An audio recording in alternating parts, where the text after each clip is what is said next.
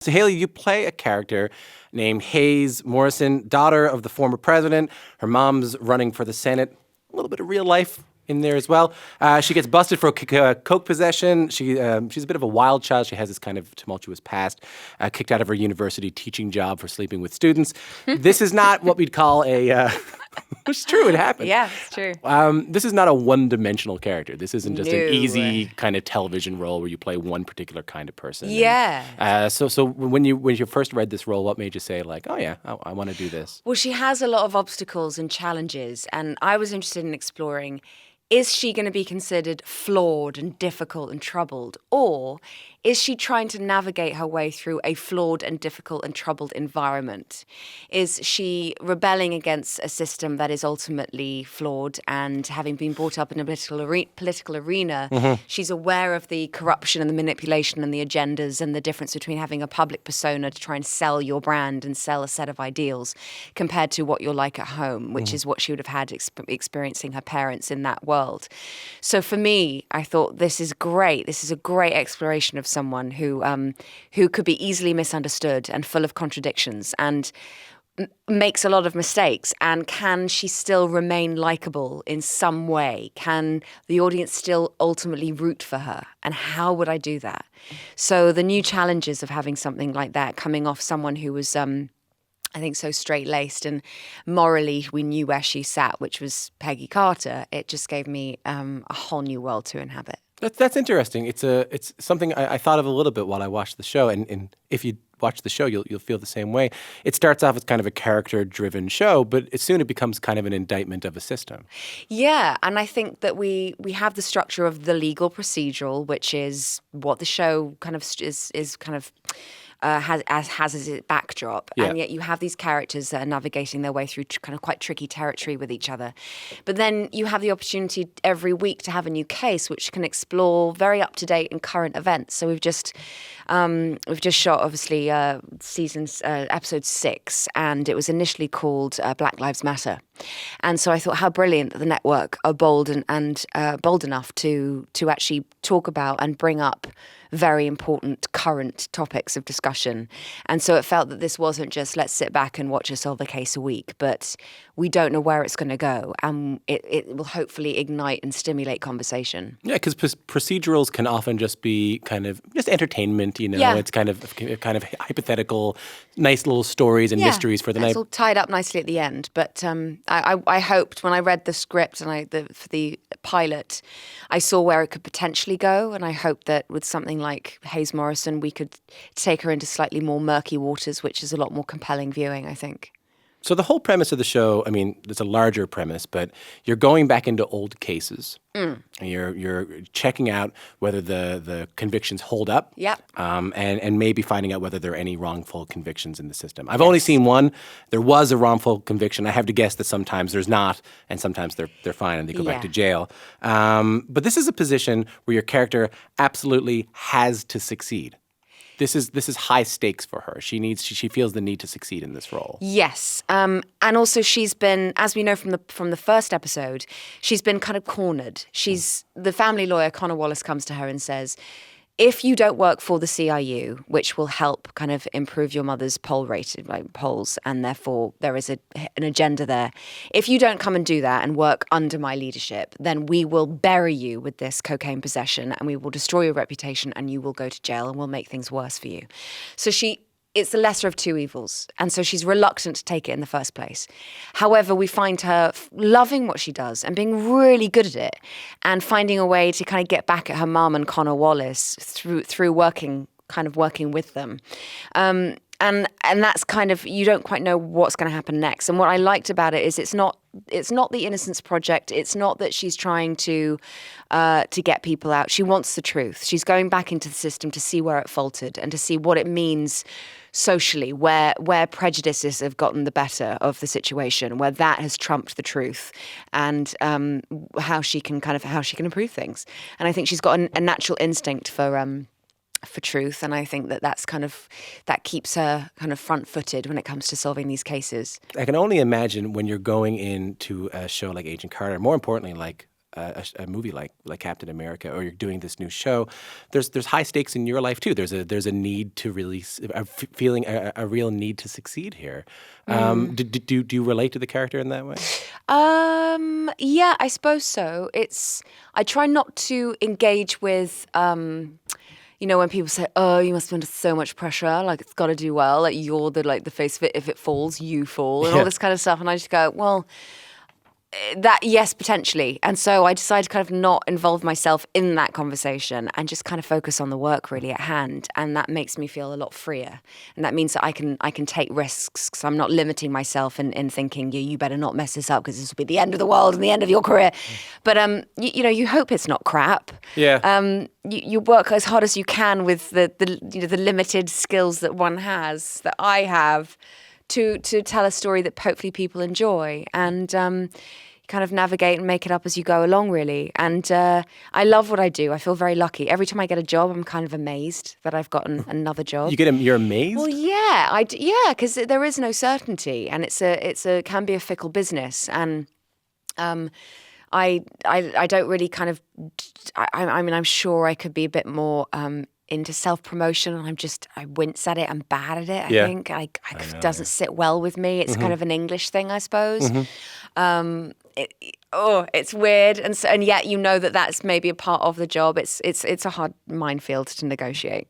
It's challenging. I have friends of mine who are actors in Los Angeles, and they say that they feel like they need to have selfies on Instagram. They need to have a lot of self-promotion just in order to get roles these days. Oh, I don't feel that. I do believe that talent will out eventually, even if it means losing out on jobs because someone's been chosen because of their Instagram following. That tends to be not there for a job I'd want to take in the first place, that they're going on that popularity and the celebrity rather than someone who would tell the story in the best way for the audience, and I think that can be risky because it potentially dumbs down the story, and I kind of would love to do jobs that it kind of stimulate me and make me feel like I've learned something and I've challenged myself, and in turn have created a story that engages people and causes a conversation rather than something that helps them fall asleep at night. And I think, I come from the background of British theatre, and it's all about the work ethic and the ensemble. And, hopefully if it all goes tits up, for want of a better phrase, that old, England will take me back. they're ready for you. There's a lorry waiting for you. Is it a lorry? A lorry? It's a train? What? What's a lorry? A lorry is a truck. A truck? There's a truck waiting for me to take me back. There's a truck waiting for you. I thought a lorry was a train. No, lorry is a truck. That feeling that the work is the most important, though. Yeah. That what you're doing at the end of the day is the work and not the self-promotion and not the celebrity. It does parallel, or it does relate to that story about you that Miramax told you to maybe lose some weight for one of your roles, and Emma Thompson told you that you're a model, that you're not a model, you're an actor. Can you tell me more about that?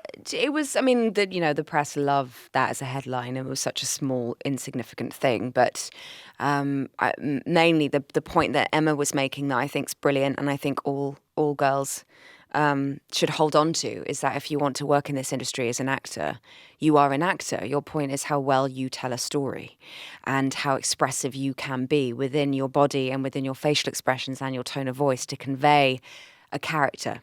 And that has always got to be, for me, the core, the point of it. And the obsession with how one looks can make for very dull conversation, and it can also be quite isolating, and it's just not something that's ever interested me. And and Emma's kind of, she's a national treasure, and she is brilliant and bright and interesting and engaging and complicated and funny and bizarre and outrageous and all the things that from someone coming out of drama school I just thrived being around, because she helped kind of give me the confidence to develop who I am as a person. We're talking a lot today about expectations, the expectations placed on your character, expectations placed on women in film, expectations placed on all of us. Yeah. And as a child, you obviously had some big expectations of yourself, because I heard, is this true? I heard that you wrote letters to your future self. I was mental, yes. And you still read them. No, not that I still read them. I read once. So my mother, on my 21st birthday, gave me a letter I'd written when I was to myself when I was 8 years old. And when I was 8, the letter was about kind of.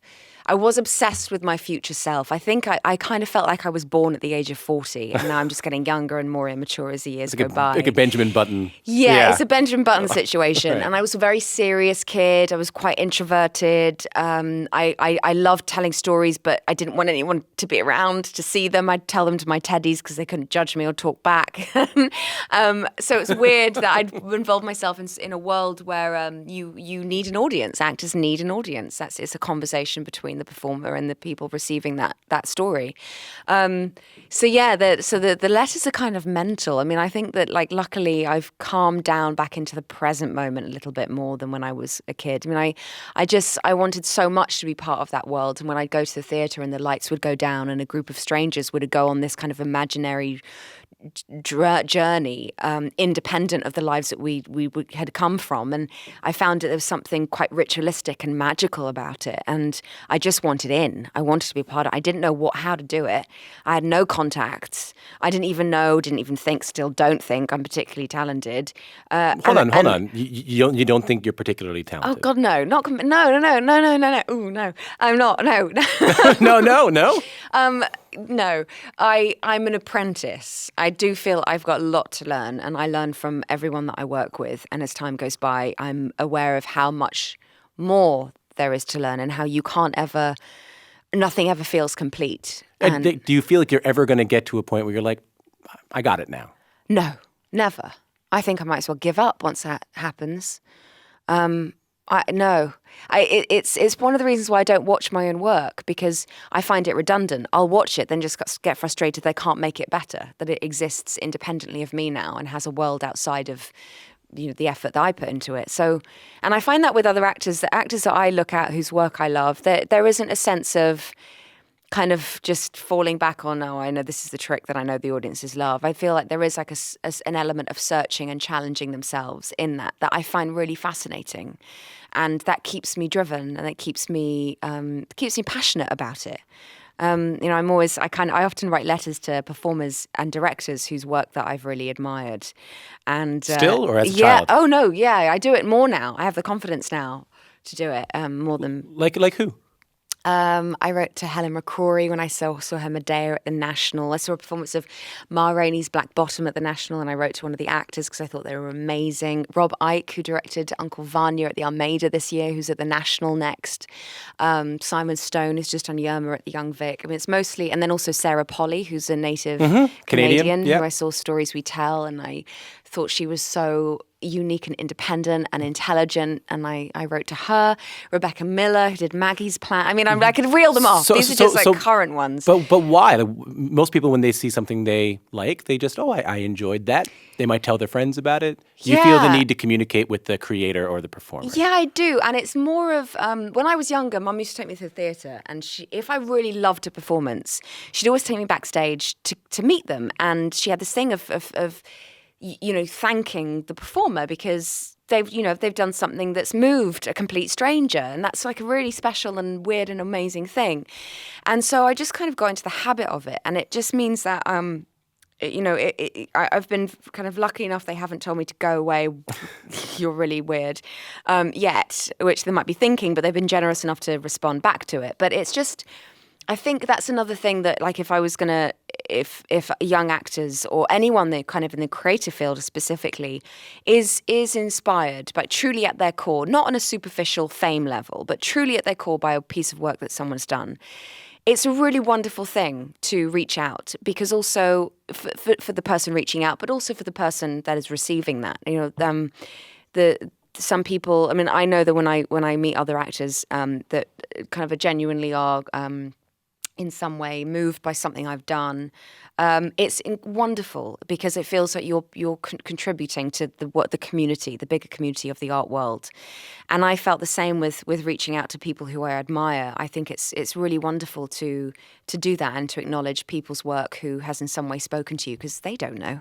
I know. I met one of the guys from Arcade Fire one time, and I said, hey, man, this is like maybe last year. I said, man, your band's really good. And then a friend of mine was with me, and he said, I think he might already know that. But I understand. You do feel the need to tell. I really enjoyed it. As long as it's sort of genuine and authentic. And I kind of, I really know what I like. And I set the bar very high for myself. Like I do reach out to people whose work is just so mesmerizing and so beyond anything I think I'm capable of. But I still want to kind of acknowledge that they've moved me or inspired me in some way. I think that's a really cool thing to do. I got to go back to these letters because is there a letter you haven't opened yet? There's the common trope of the person reading the letter that the childhood you has written, and it says, I bet you're already the doctor by now. I bet you're already president, and you probably are in the Oval Office drinking lemonade right now, and you're reading it, and you're in Dunkin' Donuts, you're not feeling so good about yourself. Are there letters you haven't opened? Do you have trepidation when you open them? I can't remember. I think there might be one for when I eventually turned 40. I think I suspect. There's a and I don't know what Hayley at 40 letter. There might be. But I think that I was quite a sensitive kid, and in the letter that I wrote to my 21-year-old self, I was like, if there's any aspect of your life that you're unhappy with, know that you have the power to change it. And that was much better. How old were you when you wrote these letters? Like 8. And it started off going, do you have, are you married with the kids, and have you written your first novel yet? And it was ambitious, but it was more of like who I developed as a person. Like, I hope that you've got the skills to be able to take yourself out of environments that cause you pain. And it was all quite empowering. I was like, wow, whoever that 8-year-old kid is, I wish I was her, because I don't feel like that at all now. So maybe that's the last question. Maybe that's how we'll end. And this has been a lot of fun, by the way. Oh, good. But yeah. let me ask this question. If Hayley now could write Hayley at 8 a letter to say, hey, here's how things are going, or here's some lessons I've learned. She'd go, what would she say? Yeah. She'd say, put the pot noodle down and go and play with people your own age and relax. I think I forced myself to kind of grow. I was a serious kid, and I really forced myself to kind of grow up really quickly, because I really wanted to get out there, and I wanted to be part of the world. And there is, and I do often feel when I speak to young actors as well, who are even in their teens, or they're thinking about leaving school to pursue their career, I'm just like, just wait, please, just enjoy your life. This is not just a normal 9-to-5 job that has certain holidays per year, and if you work long enough, you might be promoted to that, and in 40 years' time you can retire on this. It doesn't work that way. And I think therefore you have to have a strong sense of self that becomes your foundation, because you're essentially living a nomadic life if you're lucky enough to get consistent work. And so I think that I would say to her, just enjoy being 8. Hayley, thanks so much for joining us today. Thank you. Pleasure. I really Thank you appreciate very it. much.